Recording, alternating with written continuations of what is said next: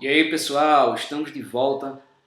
Vamos dar continuidade aos estudos de filosofia medieval. A gente pretende, nessa aula de hoje, tentar finalizar as principais ideias de Santo Agostinho.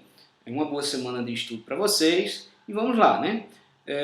Nós iniciamos vendo, na última aula, um tipo de cosmologia agostiniana, ou seja, como ele compreendia a estrutura do cosmos, qual era a sua visão da realidade do mundo, como era estruturada essa realidade. E aí a gente pode fazer uma comparação rápida entre a antiguidade, como os gregos pensavam essa cosmologia, né, essa estrutura da natureza, essa estrutura da realidade, e como Santo Agostinho ele vai perceber isso partindo tanto de uma influência neoplatônica, mas também herdando, sobretudo, e tendo como base principal uma cultura judaico-cristã, que vai ser uma concepção de mundo diferente.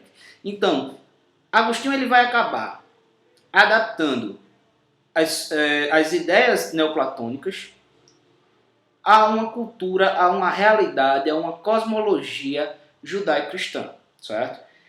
E aí a gente vai entender o seguinte, né? Enquanto no mundo grego antigo se entendia o mundo como eterno, ou seja, a natureza, a matéria do mundo ela é eterna, ela sempre existiu.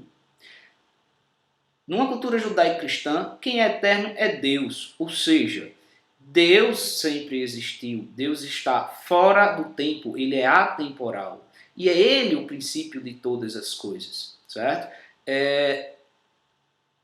O mundo é criado por Deus, é uma criação divina. Ele criou o mundo a partir do nada, é a criação ex nihilo, certo? Então, enquanto para o grego há um princípio material, né, uma origem natural que ordena todas as coisas e que gera a cada instante, na cultura judaico-cristã a gente tem um Deus como causa, ou seja, é Deus que criou todas as coisas, certo? É Deus o ponto de partida geral. Enquanto a gente tem em Platão um mundo ideal das essências, da verdade, onde nele está contido a verdade, a justiça, a bondade e todas as ideias, todas as essências dos entes, a gente vai ver numa cultura judaico-cristã que Agostinho assume que tudo está contido em Deus. Ou seja, é na ideia de Deus que tudo já está pré-estabelecido. Deus criou todas as coisas. Tudo já estava contido em seu pensar e é através do seu agir que tudo se faz, certo? E quando a gente fala de como a gente pode conhecer essas coisas, enquanto no neoplatonismo há uma teoria da reminiscência, de uma rememoração, em Santo Agostinho a gente vai ter uma teoria da iluminação divina. E a gente vai entender melhor, no detalhe, cada um desses pontos, tá ok? Então, a começar pela ideia de tempo, a gente pode perguntar, se Deus criou tudo, nada, e aí é uma pergunta que os maniqueus fez a Santo Agostinho, o que é que fazia Deus antes de criar tudo? Veja, isso mostra uma ideia onde estamos presos à concepção de tempo. Só que está submetido ao tempo tudo aquilo que é efêmero, finito, mortal. Deus, ao criar o mundo, ele cria o tempo. Deus ele não está submetido ao tempo. Ele é eterno. Eterno é aquilo que não tem começo, mas também que não vai ter fim. Ele não vai findar, mas também ele nunca começou. Não há uma ideia de um tempo que está correndo a todo momento, certo? Então, é a partir do ato criador divino que surge espaço e surge tempo, e tudo aquilo que está submetido ao espaço-tempo é temporal. O ser humano, ele é finito, ele é limitado, ele é temporal, porque ele já nasce dentro do espaço-tempo. Entretanto, Deus, ele está fora dessa constituição temporal. Ele é atemporal. E o que é o tempo, né? Santo Agostinho vai tratar o tempo como algo muito importante. Na verdade, o tempo, ele é um tema central na história da filosofia, um tema muito difícil.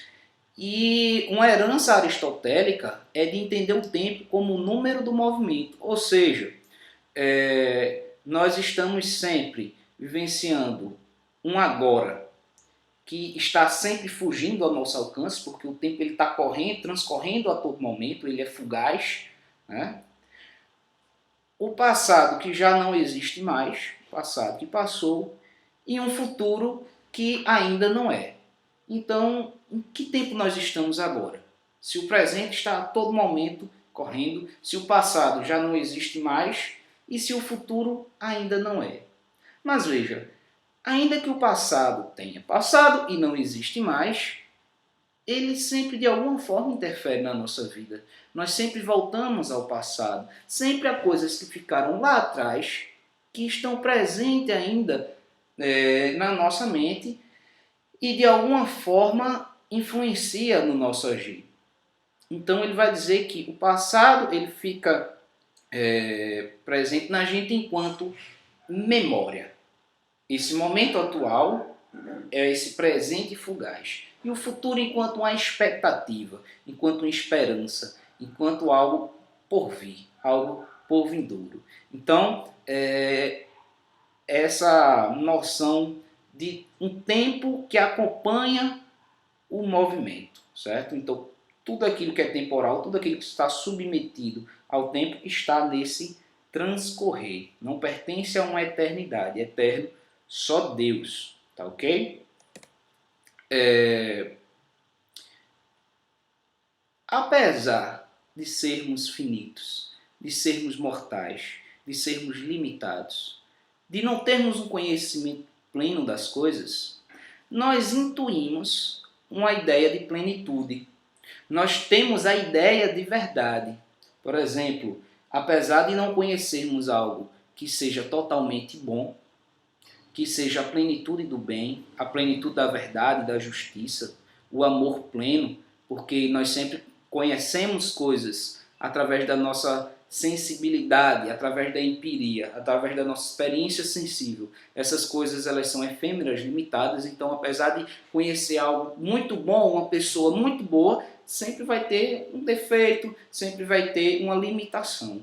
No entanto, a gente se baseia na ideia de um bem total.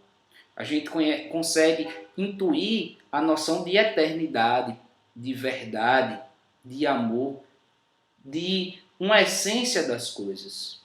E como é que nós, estando limitados, nunca tendo visto isso concretamente, essa ideia de plenitude, como é que a gente consegue intuir essas verdades, que são verdades eternas? E aí Santo Agostinho vai dizer que é pela iluminação divina. É Deus que nos possibilita conhecer verdades eternas. Inclusive, isso é uma prova da existência de Deus, né?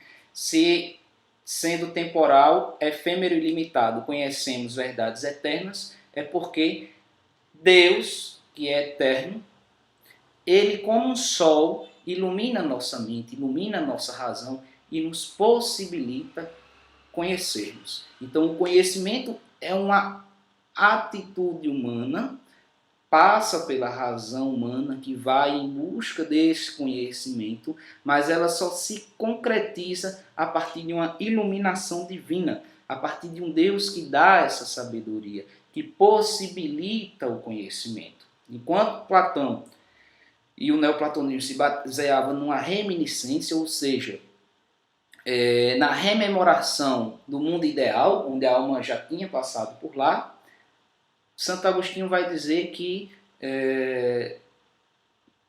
o conhecimento ele se dá por uma iluminação divina, ou seja, é por graça de Deus que nós conhecemos, certo?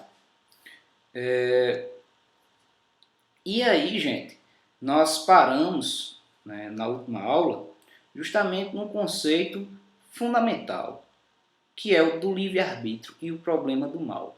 Se esse Deus que tudo fez, se esse Deus que está presente em tudo, que ordena tudo, que nos possibilita conhecer a verdade, que nos deu a vida, que ordena esse mundo e fez tudo tão bom, fez tudo com amor.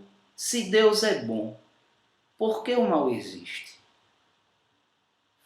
Qual é a raiz do mal?